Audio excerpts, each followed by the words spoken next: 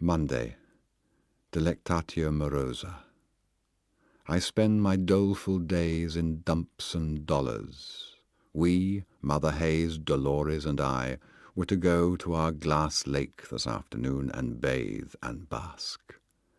But a nacreous morn degenerated at noon into rain, and lo, made a scene. The median age of pubescence for girls has been found to be 13 years and 9 months in New York and Chicago. The age varies for individuals from 10 or earlier to 17.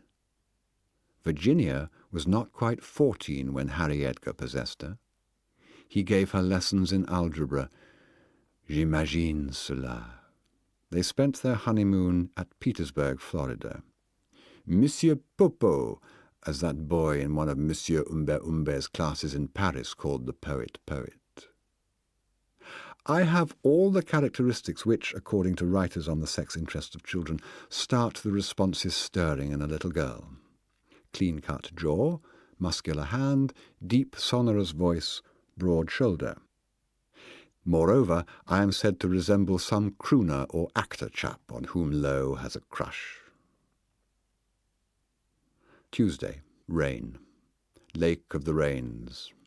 Mamma out shopping. L, I knew, was somewhere quite near. In result of some stealthy manoeuvring, I came across her in her mother's bedroom, prying her left eye open to get rid of a speck of something. Checked frock. Although I do love that intoxicating brown fragrance of hers, I really think she should wash her hair once in a while. For a moment we were both in the same warm green bath of the mirror that reflected the top of a poplar with us in the sky. Held her roughly by the shoulders, then tenderly by the temples, and turned her about. "It's right there," she said. "I can feel it." Swiss peasant would use the tip of her tongue. "Lick it out." "Yes, shall I try?" "Sure," she said. Gently I pressed my quivering sting along her rolling salty eyeball. "Goody, goody," she said, dictating. "It is gone." Now the other. "You dope," she began. "There's no—" But here she noticed the pucker of my approaching lips. "Okay," she said cooperatively, and bending toward her warm upturned russet face, sombre Humbert pressed his mouth to her fluttering eyelid. She laughed and brushed past me out of the room. My heart seemed everywhere at once. Never in my life, not even when fondling my child-love in France, never. Night. Never have I experienced such agony. I would like to describe her face, her ways, and I cannot, because my own desire for her blinds me when she is near. I'm not used to being with nymphets, damn it. If I close my eyes, I see but an immobilized fraction of her. A cinematographic still, a sudden smooth nether loveliness as with one knee up under her tartan skirt she sits tying her shoe. "Dolores Hayes, ne montrez pas vos armes." This is her mother, who thinks she knows French. A poet, à mes heures, I composed a madrigal to the soot-black lashes of her pale grey vacant eyes, to the 5 asymmetrical freckles of her bobbed nose, to the blonde down of her brown limbs. But I tore it up, and I cannot recall it today. Only in the tritest of terms, Diary resumed, can I describe Lowe's features.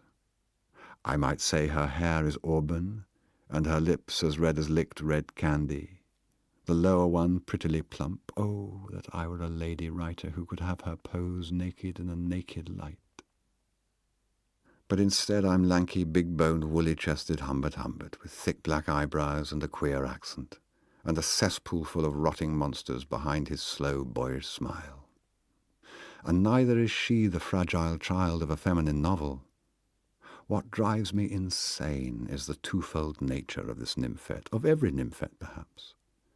This mixture in my Lolita of tender, dreamy childishness and the kind of eerie vulgarity stemming from the snub-nosed cuteness of ads and magazine pictures, from the blurry pinkness of adolescent maidservants in the old country, smelling of crushed daisies and sweat, and from very young harlots disguised as children in provincial brothels. And then again, all this gets mixed up with the exquisite stainless tenderness seeping through the musk and the mud, through the dirt and the death. Oh God, oh God. And what is most singular is that she, this Lolita, my Lolita, has individualized the writer's ancient lust, so that above and over everything there is Lolita. Wednesday. Look, make Mother take you and me to Hourglass Lake tomorrow. These were the textual words said to me by my 12-year-old flame in a voluptuous whisper as we happened to bump into one another on the front porch, I out, she in. The reflection of the afternoon sun, a dazzling white diamond with innumerable iridescent spikes, quivered on the round back of a parked car. The leafage of a voluminous elm played its mellow shadows upon the clapboard wall of the house. 2 poplars shivered and shook. You could make out the formless sounds of remote traffic. A child calling, "Nancy, Nancy!" In the house, Lolita had put on her favourite Little Carmen record, which I used to call Dwarf Conductors, making her snort with mock derision at my mock wit.